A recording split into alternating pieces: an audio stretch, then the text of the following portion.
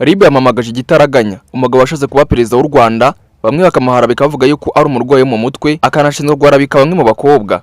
RIB iri kumushaka bubina bwiza. Mbere yo kwitaba RIB yadutunguye, avuga icyatekereza ko RIB yabimushakira gukundana n'umugore w'umunyamafaranga kandi akaba yarakunzwe n'abagore bagera ku 180 bose bazi nawe.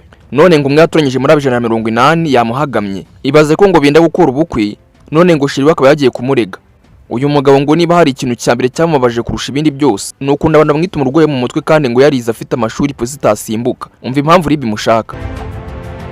Rwanda Investigation Bureau RIB yamagaje Hakizimana Innocent washatse kuba perezida mu isi yashize.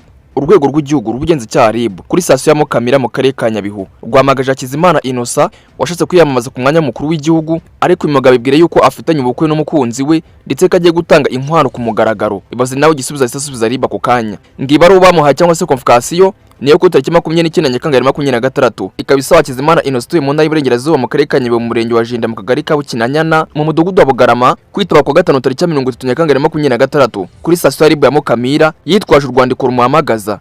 Ubwo ni convocation. Ntiyasobanuye neza icyo yamagariye uwiyita umunyapolitiki, gusa amagambo RIB yanditse ku ibari musaba kwitaba Hakizimana Innocent asobanura ko ikibazo gitumye ahamagarwa ngo gishingiye kutumvikana gushingiye ku nkwano hagati ye n'umukunzi we, kandi ngo babekemenetse bazasezerana mu mategeko tariki 27 Kanama 2026 murenge wa Jinda. Mu kiganiro ngo Hakizimana ajyanye n'itangazamakuru yavuze ko umukobwa ajya kumurega yabiteye kandi ngo nifuye kuko ngo uyu nguyu Hakizimana yari yatangiye kugirana ubushuti n'undi mugore itaka afite amafaranga. Ati icyo nakubwira nabonye undi mukobwa ufite amafaranga. Umukobwa aravuga ngo wamaze gutuma isi yose imenya kandi n'umugore wawe ntabwo byakunda. Gusa avuga ko habanje kuba impaka ku bijyanye n'inkwano agomba gukwa umukobwa, aho umuryango w'umukobwa amusaba kumukwa miliyoni 3 z'amafaranga y'u Rwanda kandi Hakizimana yemera gutanga miliyoni 2 z'amafaranga y'u Rwanda gusa. Ati ejo ngomba kwitaba kuko nta cyaha mfite, umushinga nta kibazo ufite, na papa we twavuganye, none kwa mbere tuzareba ikibazo cy'inkwano uko cyakemuka. Ubwo wari ugiye kuma amafaranga byararangiye.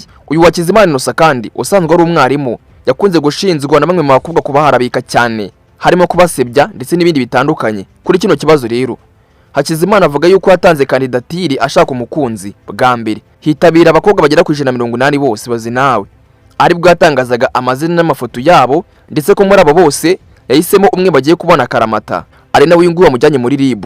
Ati nashyizeho itangazo barasaba, nifuzaga umukobwa urangije kaminuza ari hejuru y'imyaka 21 ndetse yemera kuba umudivantiste w'umunsi wa 7.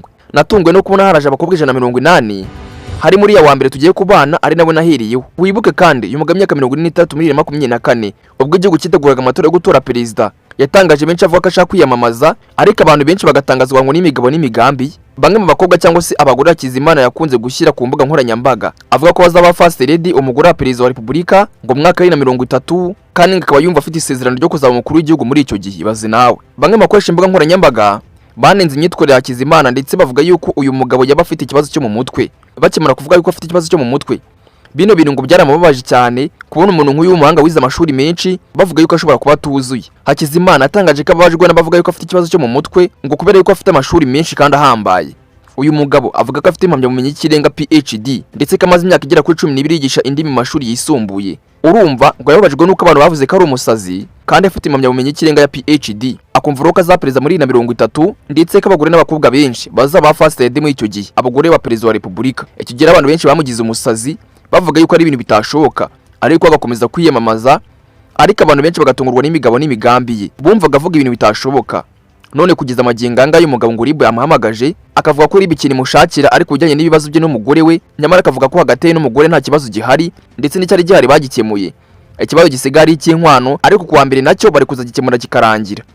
None kugeza amaginganga yavuze yuko agomba kwitaba RIB uko byagenda kose. Gusa kugeza amaginga ntituramenya niba uyu mugabo yitabye RIB ndetse n'icyo RIB mushakira mu by'ukuri, ariko byanga byakunda amakuru turaza kuza kuyamenya no kuyasobanukirwa neza. Bisohoka turaza kuza kubibabwira nicyo tubereyeho.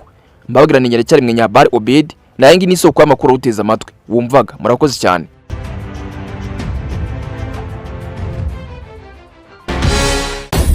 OB Time News.